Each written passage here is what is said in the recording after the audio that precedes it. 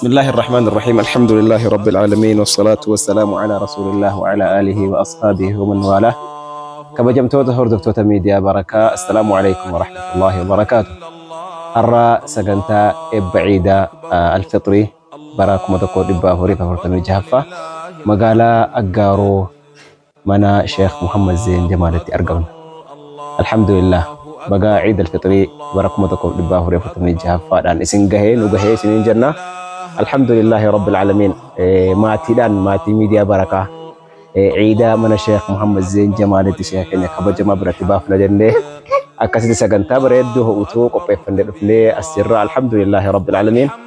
شيخ محمد زين جمالتي تون إمامة في خطيبة مسجد أبو بكر الصديق مقال أقارود أكاسما هندسة مدرسة دار الحراء كنتان هندسة ميديا بركة إرى نمتك ونمتان ميديا بركة كان ججبي سني أكا إني هندا أمة برقاية هجة ولا أكا إني صدركا كان كبودا فنما شورا بدات وتاتويدا أمس برسا أودانا ميديا بركة كنتاني دا كلتم أمي قرأ شيخنا شيخ محمد زين جمالتي لما فلي عيدا ويبسني. بارك الله فيكم فليتفضل مشكورا ومأجورا سنين جنة.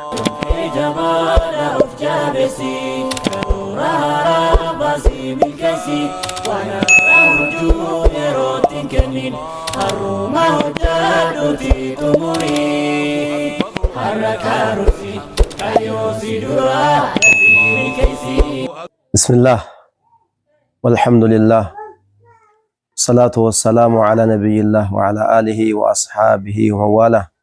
أهلا وسهلا ومرحبا لزيارتكم لأهل بركة. أهل بركة ور بركة ماتين بركة وندستوني بركاتي في وردفتوني بركادا دران درسي بقى عيد الفطري عيد بركم تكو إبا فريفة فرتمي جافادا اسنين جهي اتيان سودان ماتين بركة هندسان بركة الشيخ فائز ماتي ساني قبطني زيارة عيدا نوجين دبر سوداف دفو ساني تيف غمتشو قدا نترقاما غمتشو بلاسا نترقاما غمتشو دانغان قمنا نترقاما خناف والمانو بغا جيسن بغا جيني برابران غمتشو برابران ulfina barabaraan guddina rabbisni haa katabu jecha. barakaan barakaadha. البركة يطلب في كل شيء لذا أسس هذه القناة قناة البركة ميديان بركة كان فندي فمي بركان وعمليمتي كنافو انتنجد هندسان بركة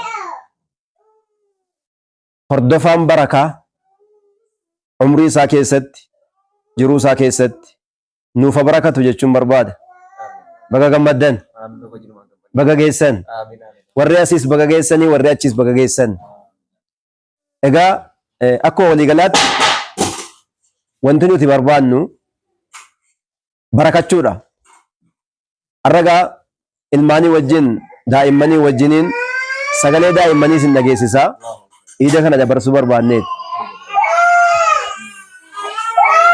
nagaama miti kanaaf inshaallahu ta'ala miidiyaan barakaa qaawwaa fi diinqaa dhuunfaatii fi hawaasaa keessa galee qoratee dubbisee ergaa ulamaa fuudhee ummataan ga'uudhaaf sochii guddaarra jira. Asuma wanni hubannuu fi hubachiisnu miidiyaan kun miidiyaa caadii otoo hin taane miidiyaa yeroo dheeraadhaaf qalbii namaa keessatti hundaa'ee ergas boodammoo ol bahe waan ta'eef miidiyaa biiznesaaf yookaan addunyaa horachuudhaaf hundaa'e otoo hin taane miidiyaa diiniidhaan hundaa'ee diiniidhaaf hundaa'ee gara fuulduraatti kallattii gara fuulduraatti miidiyaan qabsoo dheeraa waan gaggeessuuf qabsoo guddaa waan gaggeessuuf dur seefiidhaa fi xiyyiitiidhaaf faradoodhaaf gaalaan deemamee duulamaa ture. Islaama cabsuudhaafis kanaan godhamaa ture. Garuu amma gara saayikiloojiitii fi sammuu namaa irratti hojjechuudhaan miidiyaan hundeeffamee waggoota dheeraa dura kan nuti ittiin dammaqin ummanni miidiyaa oomishee TV fi akkasuma miidiyaa hawaasaa hundeessuudhaan sammuu keenya irratti waan taphatee jiruuf nutis miidiyaa mataa keenyaa hundeeffannee miidiyaa nu fakkaatu, miidiyaa nu madaalu, miidiyaa nu ibsu, miidiyaa nu ibsuu danda'u hundeeffannee hordofnee guddifannee gara fuulduraatti wantoota ergasii hin argatin wantoota ergasii waggaa dheeraa duuba booda aduwwiin ittiin nu nyaataa turte san nutis tarkaanfii guddaa tarkaanfannee jara caallee argamnee yaada keenya ibsachuun ulamaa keenya mul'isnee ulamaa keenya irraa yaada fudhannee yaada ulamaa sanaan deemuun akkasuma ilmii dhokataadhaa fi ilmii baratamuu qabu hawaasaa dhiheeffame akka jedhuuf miidiyaan gahee guddaa waan qabuufi miidiyaan barakaa madaa keenya hunda fayyisuudhaaf madaa hawaasa islaamaa akkuma beekamu bakki miidiyaan barakaatti dhalate akka Itoophiyaatti kibba dhiha Itoophiyaati. Akka kibbaa kanatti magaalaa Jimmaa keessatti yeroo dhalatu haa ta'u malee sochiinsaa guddatee akka Itoophiyaatti tajaajila guddaa wiirtuun isaatii fi akkasuma adeemsi isaadha. Yoo asii ka'ellee yeroo dheeraaf bakka dheeraa deemee ga'ee yaada qulqulluu ta'eef adeemsa qulqulluu ta'e adeemee adeemsa poolitikaa irraa qullaa ta'e adeemsa siyaasa nama dhuunfaa irraa qullaa ta'e adeemsa quraanaaf hadiisaa irratti hundeeffamee adeemee bakka guddaa gahuudhaaf tarkaanfii guddaa irra jira. Namni adeemsichi kana hubachuu barbaaddan viidiyoota waraabamee isinii darbaa ture of duuba deebitanii seenaa isaa qorachuu dandeessu. Maaltu irratti gaggeeffamaa ture, maaltu irratti raawwatamaa ture isa jedhu irratti arguu dandeessu jechuudha. Kanaaf ammas taanaan miidiyaan barakaa halkaniif guyyaa hirriba malee sa'aa tokko sa'aa lama rafee adeemsa amma duraa hafe san dafee saffisaan guddatee bakka nu hanqate sana guutuudhaaf sochii guddaa irra jira. Garuu haa ta'u malee sochii guddaa godhaaruu kana keessatti hordofaa hammam qabaa? Hordofaa hammam qabaa? Amma silaa socho'uuf hamma silaa deemuu barbaaduun hordofaa argateeraa yoo jenne hin jiru. Hordofaan nama 1,000 jechuun adda ji'oota hedduu kan lakkoofsisaaru namni qoosaa gaggeessu namni diraama adda addaa qopheessee gaggeessu guyyaa 2 keessatti bakka inni gahe namni hundinuu hin beeka. Kun maaliif hordofamuu dhabe? Kun maaliif gatame? Sababa inni waa'ee amantaa gaggeessuuf malee waa biraa miti. Kanaaf hordoftoota yeroo hunda namni wantoota amantaa tirarra'u gaggeessu yeruma hundaayyuu hordofaan isaa gadi bu'aadha. Kanaaf haala keenya kana jijjiiru.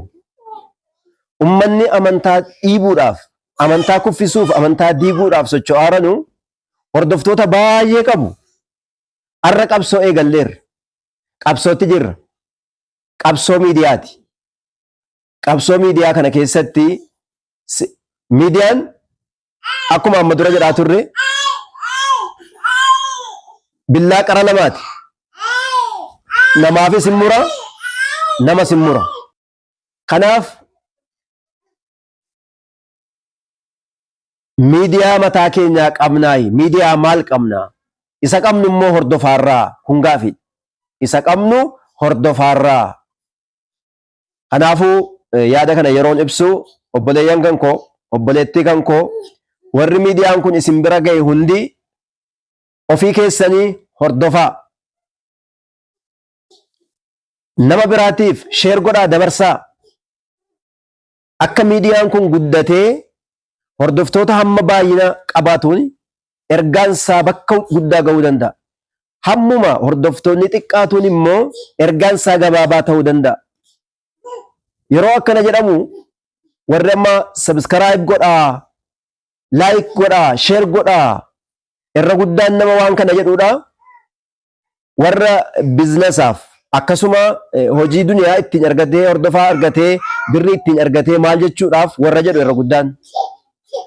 Garuu miidiyaan kun akkuma viidiyoo isaa daawwachuu dandeessan guyyaa tokko lama caalaa subscribe godhaa jedhee hin beeku. Akkuma viidiyoo isaa irraa argetti. Kun maal mul'isa? Erga rabbiitii hawaasni keenya waan amantaa kana beekuuf, waan amantaa isaatii waan ta'eef ofii isaatiifuu ni godha jechuudhaan isinitti hirkifame.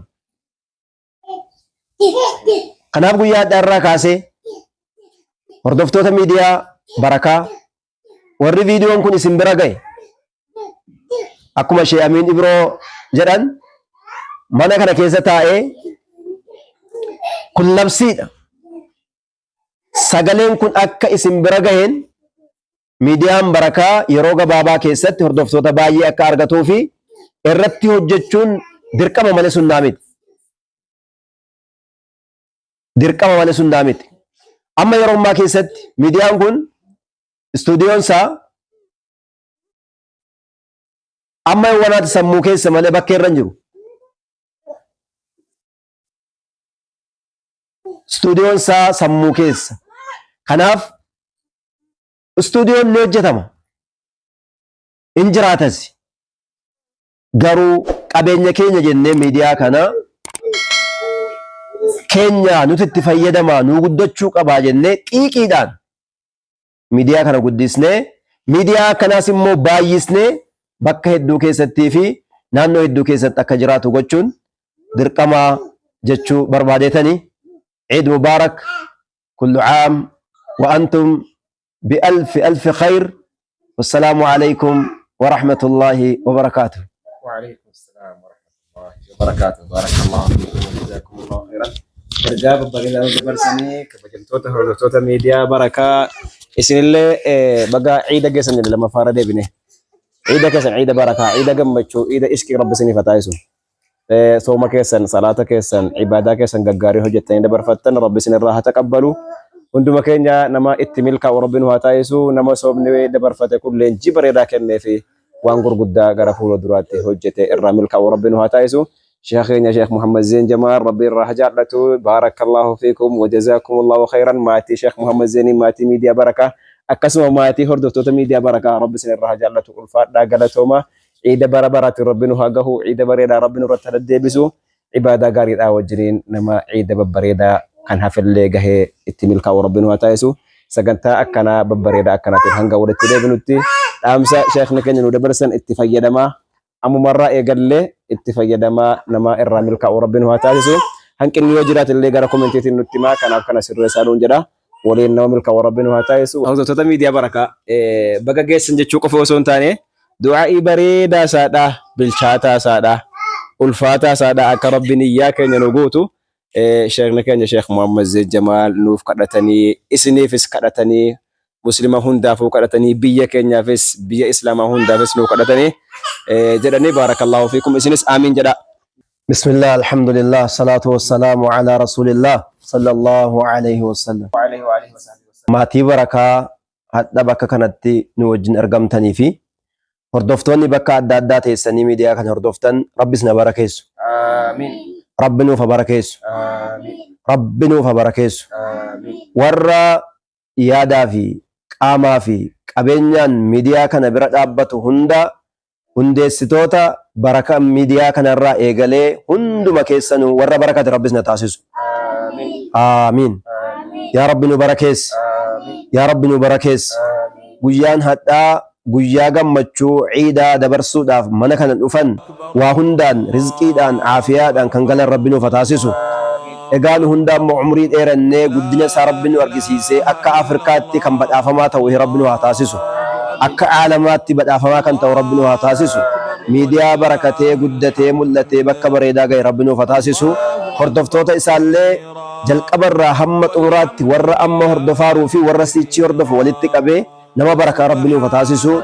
Maatii keessan barakaa, jiruu keessan barakaa, jireenya keessan barakaa, umrii keessan barakaa, ilmaan keessan barakaa, harka ittiin subscribe gootanii fi like gootanillee kan barakaa rabbis ni taasise nama umrii dheeratu rabbis na taasisu. ربنا آتنا في الدنيا حسنة وفي الآخرة حسنة وقنا عذاب النار. سبحان ربك رب العزة عما يصفون وسلام على المرسلين والحمد لله رب العالمين وبالله التوفيق والسلام عليكم ورحمة الله وبركاته.